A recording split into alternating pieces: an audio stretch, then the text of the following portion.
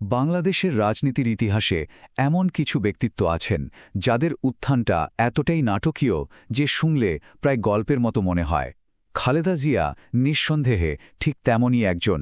ভাবুন তো, একজন সাধারণ গৃহিণী থেকে তিনি হয়ে উঠলেন দেশের প্রথম নারী প্রধানমন্ত্রী। তার এই পুরো সফরটা ছিল ক্ষমতার শীর্ষে ওঠার, তীব্র সংগ্রামের আর ঐতিহাসিক সব পরিবর্তনের এক জীবন্ত দলিল। চলুন আজ সেই উপাখ্যানের গভীরে ঢোকা যাক। এই কথাগুলো বেগম খালেদা জিয়ার নিজেরই বলা, আর এই কথাগুলোই যেন তার রাজনৈতিক জীবনের মূল মন্ত্র হয়ে উঠেছিল। এটা কিন্তু শুধু একটা স্লোগান ছিল না, বরং তার সমর্থকদের কাছে এটা ছিল একটা বিশ্বাস, একটা অনুপ্রেরণার উৎস, যা তাকে বারবার কঠিন সময় শক্তি জুগিয়ে গেছে। তার রাজনৈতিক জীবনের দিকে তাকালে যে অধ্যায়টা সবচেয়ে বেশি উজ্জ্বল তা হল দেশের ইতিহাসে প্রথম নারী হিসেবে সরকার প্রধানের দায়িত্ব নেয়া। এটা কিন্তু শুধু একটা নির্বাচনী জয় ছিল না, এটা ছিল বাংলাদেশের সামাজিক আর রাজনৈতিক পট পরিবর্তনে একটা বিরাট মুহূর্ত। ১৯৯১ সালের নির্বাচনে তার জয় ছিল এক কথায় ঐতিহাসিক। আর এই অর্জনের গুরুত্বটা শুধু দেশের মধ্যেই সীমাবদ্ধ ছিল না, আন্তর্জাতিকভাবেও এটা ছিল বিশাল একটা ব্যাপার। তিনি শুধু বাংলাদেশেরই প্রথম নারী প্রধানমন্ত্রী হননি, পাকিস্তানের বেনজির ভুট্টোর পর মুসলিম বিশ্বের দ্বিতীয় নারী সরকার প্রধান হিসেবেও আবির্ভূত হন। কিন্তু এই যে এত বর্ণাঢ্য রাজনৈতিক জীবন, এর আগে তিনি কেমন ছিলেন? আচ্ছা, ক্ষমতার একেবারে কেন্দ্রে আসার আগে তার জীবনটা কিন্তু বইছিল একদম অন্য খাতে। চলুন একবার তার সেই ব্যক্তিগত জীবনের দিকে ফিরে তাকানো যাক। তার আসল নাম ছিল খালেদা খানম, তবে পরিবার আর কাছের মানুষদের কাছে তার পরিচয় ছিল পুতুল। বাবা ছিলেন একজন ব্যবসায়ী আর মা ছিলেন গৃহিণী। তার বিয়ে হয় তৎকালীন সেনা কর্মকর্তা জিয়াউর রহমানের সাথে, যিনি কিন্তু পরবর্তীতে সেনাপ্রধান এবং বাংলাদেশের রাষ্ট্রপতি হয়েছিলেন। তো ১৯৬০ সালে জিয়াউর রহমানের সাথে বিয়ের পর তার জীবনটা ছিল একজন সেনা কর্মকর্তার স্ত্রীর মতোই। কিন্তু ১৯৭১ সালের মুক্তিযুদ্ধ তার জীবনে নিয়ে আসে এক ভয়াবহ অভিজ্ঞতা। তিনি তার ২ শিশুপুত্র সহ ঢাকা ক্যান্টনমেন্টে পাকিস্তানি বাহিনীর হাতে প্রায় ৯ মাস বন্দী ছিলেন। অবশেষে বিজয়ের দিনে তিনি মুক্তি পান। এই ব্যাপারটা ভাবা কিন্তু খুব জরুরি যে রাজনীতির এই জটিল জগতে ঢোকার আগে তার জীবনটা ছিল একেবারেই ব্যক্তিগত। তিনি ছিলেন মূলত একজন গৃহিণী, যার কোনো রাজনৈতিক উচ্চাকাঙ্ক্ষা বা সেরকম কোনো প্রকাশ্য কার্যক্রমই ছিল না। আর এই প্রেক্ষাপটটাই তার পরবর্তী উত্থানকে আরও বেশি অসাধারণ করে তোলে, তাই ঠিক এমনই একটা সময়ে একটা মর্মান্তিক আর আকস্মিক ঘটনা তার জীবনের গতিপথটা যেন চিরদিনের জন্য বদলে দিল। এই ঘটনায় তাকে ঘর থেকে বের করে এনে রাজনীতির উত্তাল সমুদ্রে ঠেলে দেয়। ১৯৮১ সালের ৩০শে মে এক সামরিক অভ্যুত্থানে রাষ্ট্রপতি জিয়াউর রহমান নিহত হলেন।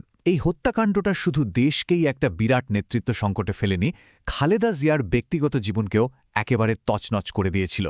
স্বামীর মৃত্যুর পর বাংলাদেশ জাতীয়তাবাদী দল মানে বিএনপি একটা গভীর সংকটে পড়ে যায়। জিয়াউর রহমানের মতো বিশাল ব্যক্তিত্বের অনুপস্থিতিতে দলকে এক রাখাটাই কঠিন হয়ে পড়েছিল। ঠিক তখনই নেতাকর্মীরা তার বিধবা স্ত্রী খালেদা জিয়াকে রাজনীতিতে আসার জন্য রীতিমতো চাপ দিতে থাকেন। বলা যায় দলের অস্তিত্ব রক্ষার তাগিদেই তার রাজনীতিতে আসা। রাজনীতিতে এসেই তিনি এক বিরাট চ্যালেঞ্জের মুখে পড়লেন। তখন দেশ চলছিল জেনারেল হুসেইন মোহাম্মদ এরশাদের সামরিক শাসনের অধীনে। গণতন্ত্র ফিরিয়ে আনার জন্য তিনি আপসহীন এক নেতৃত্ব দিলেন। ৭ দলীয় জোট গঠন করা থেকে শুরু করে নির্বাচন বর্জন করা এবং রাজপথের আন্দোলনে নেতৃত্ব দিয়ে তিনি হয়ে উঠলেন স্বৈরাচার বিরোধী সংগ্রামের এক প্রতীক। প্রায় ৯ বছরের দীর্ঘ এক স্বৈরাচারবিরোধী আন্দোলনের পর অবশেষে সেই মুহূর্তটা আসল। তার নেতৃত্ব আর জনগণের সমর্থন তাকে দেশের সর্বোচ্চ ক্ষমতায় বসিয়ে দিল। সালটা ছিল ১৯৯১। স্বৈরাচারের পতনের পর যে নিরপেক্ষ নির্বাচন হল, তাতে খালেদা জিয়ার নেতৃত্বে বিএনপি জয়লাভ করে, আর তিনি নিজে ৫টি আসনে দাঁড়িয়েছিলেন এবং ৫টিতেই জয়ী হন। এভাবেই তিনি বাংলাদেশের প্রথম নারী প্রধানমন্ত্রী হিসাবে ইতিহাস করেন। তিনি মোট ২ মেয়াদে প্রধানমন্ত্রীর দায়িত্ব পালন করেন। প্রথমবার অর্থাৎ ১৯৯১ থেকে ৯৬ সাল পর্যন্ত তার সরকারের সবচেয়ে বড় কাজ ছিল রাষ্ট্রপতি শাসিত ব্যবস্থা থেকে দেশকে আবার সংসদীয় গণতন্ত্রে ফিরিয়ে আনা। আর দ্বিতীয় মেয়াদে ২০০১ থেকে ২০০৬ সাল পর্যন্ত তার সরকার অর্থনৈতিক সংস্কার আর অবকাঠামোগত উন্নয়নের দিকে বেশি মনোযোগ দেয়। তার রাজনৈতিক কেরিয়ারটা কিন্তু শুধু বিজয়ের গল্প ছিল না, বরং এর মধ্যে ছিল তীব্র প্রতিদ্বন্দ্বিতা, বিতর্ক আর পরাজয়ের পর বারবার ঘুরে দাঁড়ানোর গল্প। বাংলাদেশের রাজনীতির সবচেয়ে উত্তাল সময়গুলোর একেবারে কেন্দ্রেই ছিলেন তিনি। ১৯৯৬ সালের ১৫ই ফেব্রুয়ারি নির্বাচনটা তার রাজনৈতিক জীবনের একটা বেশ বিতর্কিত অধ্যায়। তখন প্রধান বিরোধী দলগুলো নির্বাচন বর্জন করেছিল, ফলে একতরফা ভোটে বিএনপি জিতে যায়। কিন্তু এর বিরুদ্ধে তীব্র গণ আন্দোলন শুরু হয়। সেই চাপের মুখেই তার সরকার সংবিধানের তত্ত্বাবধায়ক সরকার ব্যবস্থা যুক্ত করে, আর এই বিলটা পাশ করানোর পরে তিনি ক্ষমতা থেকে পদত্যাগ করেন। পদত্যাগের পর ১৯৯৬ সালের জুন মাসে যে নতুন নির্বাচন হল তাতে বিএনপি হেরে যায়। কিন্তু মজার ব্যাপার হল, হেরে গিয়েও দলটি ১১৬টা আসন পেয়েছিল, যা ছিল দেশের ইতিহাসে সবচেয়ে বড় আর শক্তিশালী বিরোধী দল। এটা কিন্তু তার রাজনৈতিক প্রভাব কতটা ছিল তারই একটা প্রমাণ দেয়। বিরোধী দলে ৫ বছর থাকার পর ২০০১ সালের নির্বাচনে তিনি এক অভাবনীয় প্রত্যাবর্তন করেন। জামায়াতে ইসলামী সহ আরও কয়েকটি দলকে নিয়ে ৪ দলীয় জোট গঠন করে তার নেতৃত্বে বিএনপি ২/৩ বেশি আসনে জয়লাভ করে। এটা ছিল এক কথায় এক ভূমিধস বিজয়। চলুন এবার এই বিশ্লেষণের শেষ অংশে আসা যাক। এখানে আমরা তার রাজনৈতিক জীবনের প্রাপ্তি, আন্তর্জাতিক স্বীকৃতি আর শেষ দিকের আইনি লড়াই ও বিতর্কগুলো একটু খতিয়ে দেখব, যা তার রেখে যাওয়া উত্তরাধিকারকে বেশ জটিল করে তুলেছে। তার দীর্ঘ রাজনৈতিক জীবনটা ছিল বেশ সংঘাতময় আর ঝুঁকিপূর্ণ। যেমন স্বৈরাচার বিরোধী আন্দোলনের সময় তিনি ৩ বার গ্রেফতার ও গৃহবন্দী হন।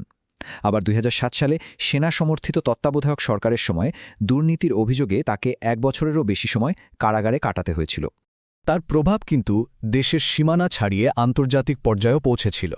একটা উদাহরণ দিই, প্রধানমন্ত্রী থাকাকালীন তিনি প্রভাবশালী ফোর্বস ম্যাগাজিনের বিশ্বের ১০০ ক্ষমতাধর নারীর তালিকায় পরপর ৩ বার জায়গা করে নিয়েছিলেন, যা বাংলাদেশের জন্য একটা বড় স্বীকৃতি ছিল। এর পাশাপাশি গণতন্ত্রের জন্য তার সংগ্রাম আন্তর্জাতিকভাবেও প্রশংসা পেয়েছিল। ২০১১ সালে যুক্তরাষ্ট্রের নিউ জার্সি স্টেট সিনেট তাকে ফাইটার ফর ডেমোক্রেসি বা গণতন্ত্রের যোদ্ধা সম্মাননায় ভূষিত করে। আর এটা বেশ বড় একটা ব্যাপার ছিল, কারণ কোনো বিদেশি নাগরিককে দেওয়া এটাই ছিল তাদের প্রথম এ ধরনের পদক। তবে এত কিছুর পর তার বর্ণাঢ্য রাজনৈতিক জীবনের শেষ অধ্যায়টা ছিল বেশ অন্ধকার। একাধিক দুর্নীতির মামলায় জড়িয়ে পড়া এবং ২০১৮ সালে একটি মামলায় দোষী সাব্যস্ত হয়ে কারাবরণ করা, এসবের মাধ্যমেই তার সক্রিয় রাজনৈতিক জীবনের উপর কার্যত একটা যবনিকা নেমে আসে। একজন সাধারণ গৃহিণী থেকে ২ বারের প্রধানমন্ত্রী, ক্ষমতা, সংগ্রাম, বিতর্ক আর বারবার ঘুরে দাঁড়ানোর এক জীবন্ত উপাখ্যান তার জীবন। এত কিছুর পর প্রশ্নটা থেকেই যায়, বাংলাদেশের এই জটিল রাজনৈতিক ইতিহাসে খালেদা জিয়ার রেখে যাওয়া স্থায়ী উত্তরাধিকার আসলে কি? এটা এমন